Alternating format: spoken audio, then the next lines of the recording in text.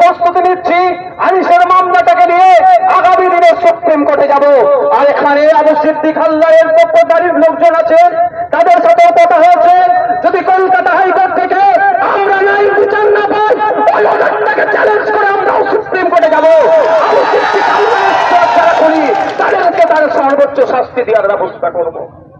আবগারি দপ্তর তুলে নিয়ে গিয়েছিল, 3 দিন পরে তার লাশ পেয়েছে, সে পুলিশ কর্তারা তার সাথে অপকর্ম করলো, অন্যায় করলো, তাদেরকে এই প্রশাসনের একটা অংশ মুখ্যমন্ত্রী বাঁচানোর জন্য কেন তৎপর হয়ে উঠছে, এর জবাব আগামী দিনে দিতে হবে। আমরা শান্তিপূর্ণ আন্দোলনের পক্ষে। করণীয় মুখ্যমন্ত্রী তৈরি সিআইডি হাতের দায়িত্বভার তুলে দিয়েছিল, তদন্তভার তুলে দিয়েছিল, কিন্তু দুঃখের বিষয় অপদস্থ পুলিশ মন্ত্রী সিআইডি এখনো পর্যন্ত তাদের 4 জনকে হত্যা করা হয়েছে, যারা হত্যা করলো তাদের শাস্তির ব্যবস্থা করতে পারলো না। অপদস্থ মুখ্যমন্ত্রীকে এখান থেকে ধিক্কার জানাচ্ছে। আমি হুঁশিয়ারি দিচ্ছি না, হুমকি দিচ্ছি না, আপনাকে আমি সাজেস্ট করছি, আপনার কাছে বিনয়ীভাবে আমি আবেদন করছি, আপনি রাজধর্ম পালন করুন, মানুষের মতামতের অগ্রাধিকার দিন, মানুষের সাথে থাকুন, মানুষের পাশে থাকুন। আপনাকে যদি মানুষ চাই আবার আগামী দিনে আসবেন ক্ষমতায়। আবগারি দপ্তর তুলে নিয়ে গিয়েছিল, 3 দিন পরে তার লাশ পেয়েছে, সে পুলিশ কর্তারা তার সাথে অপকর্ম করলো, অন্যায় করলো, তাদেরকে এই প্রশাসনের একটা অংশ মুখ্যমন্ত্রী বাঁচানোর জন্য কেন তৎপর হয়ে উঠছে, এর জবাব আগামী দিনে দিতে হবে। আমরা শান্তিপূর্ণ আন্দোলনের পক্ষে, গণতান্ত্রিক ও বর্ধিত আন্দোলনের পক্ষে, বিচার ব্যবস্থার প্রতি সম্মান রাখি। যদি কোনো কলকাতা হাইকোর্টের কোন বিচারপতি যদি আমাদের আস্থায় আঘাত দেয় বা সাধারণ মানুষের মনে যদি প্রশ্ন তুলে বিচার ব্যবস্থার প্রতি যদি আমাদের আস্থা কমে, সেই বিচারপতি কিন্তু দায়ভার নিতে হবে। আমরা রাখবো, 100বার আস্থা রেখেছিলাম, রাখবো, কিন্তু দুর্ভাগ্যের বিষয় আমরা একের পর এক ঘটনা ঘটে যাচ্ছে, সেইগুলোকে ধামাচাপা দেওয়ার জন্য প্রশাসন এবং সরকার তৎপরতা দেখাচ্ছে।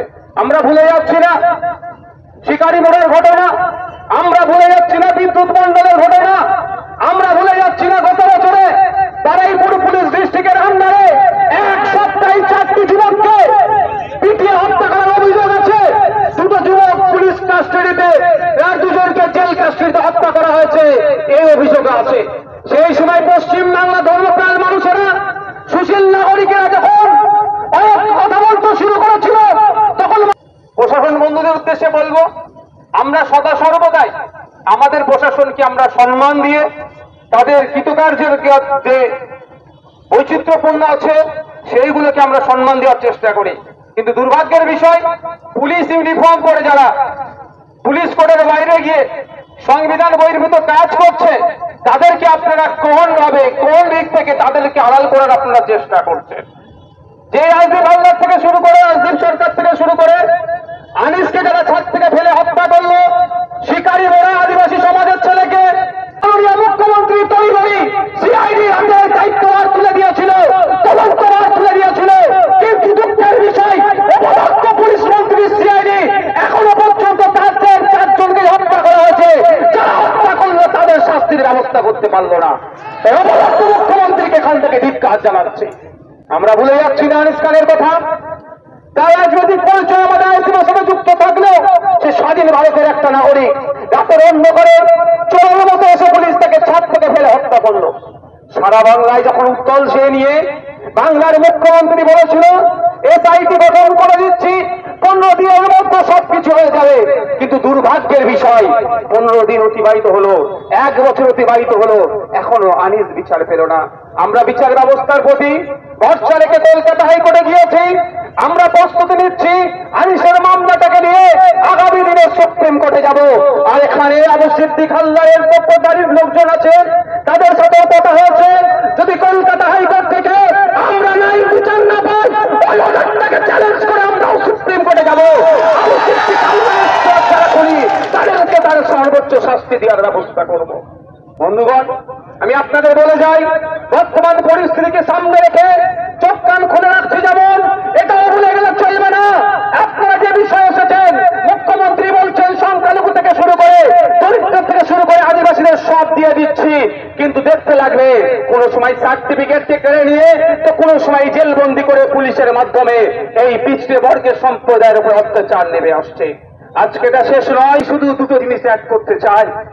আজকে 22 বছরের তরতাজা ছেলে প্রসেন মণ্ডল, সে নাকি চুরি করেছে, এই অপবাদে তাকে পিটিয়ে হত্যা করা হলো।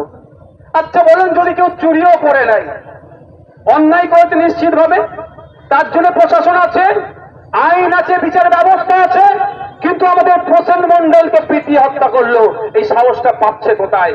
সাহসটা পাচ্ছে আমার রাজ্যের প্রশাসনের যিনি প্রধান আছেন, সরকারের যিনি প্রধান আছেন, মাননীয় মুখ্যমন্ত্রীর জন্য। ইসরাত আলম, আমি তার বাড়িতে গিয়েছিলাম, 100 স্কয়ার ফুটের ঘর হবে না। আপনি অবাক হয়ে যাবেন যদি কেউ ওর বাড়িতে গিয়ে থাকেন, ভিডিও দেখে থাকেন। 100 স্কয়ার ফুটের খুব বেশি হলে ঘর হবে, সেখানে দুটো সন্তান, একটা ক্লাস 5-এ পড়ে, একটা ক্লাস 1 না 2-তে পড়ে, পরিবারকে নিয়ে থাকে। তারও চোরের অপরাধে হত্যা করা হলো, তাকে পিটিয়ে মেরে দেওয়া হলো। একের পর এক রাজ্যেতে গণপিটুনি বেড়ে যাচ্ছে, কিন্তু অপদার্থ সরকারের কোনো শব্দ খরচ করছে না।